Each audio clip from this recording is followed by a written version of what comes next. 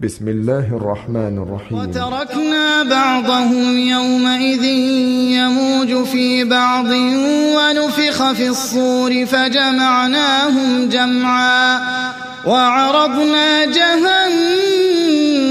يومئذ للكافرين عرضا الذين كانت أعينهم في غطاء عن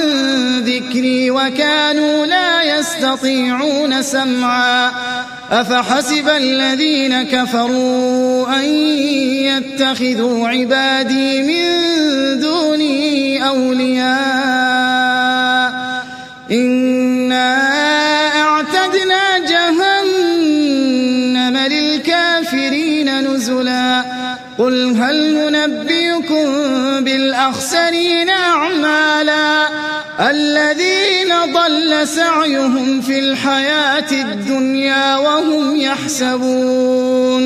وهم يحسبون أنهم يحسنون صنعا أولئك الذين كفروا بآيات ربهم ولقائه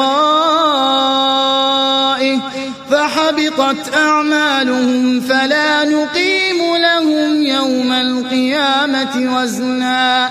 ذلك جزاؤهم جهنم بما كفروا واتخذوا آياتي ورسلي هزوا إن الذين آمنوا وعملوا الصالحات كانت لهم جنات الفردوس نزلا خالدين فيها لا يبغون عنها حولا قل لو كان البحر مدادا لكلمات ربي لنفد البحر قبل أن تنفد كلمات ربي ولو جئنا بمثله مددا قل إنما أنا بشر مثلكم يوحى إلي أنما إلهكم إله واحد فمن كان يرجو لقاء ربه فليعمل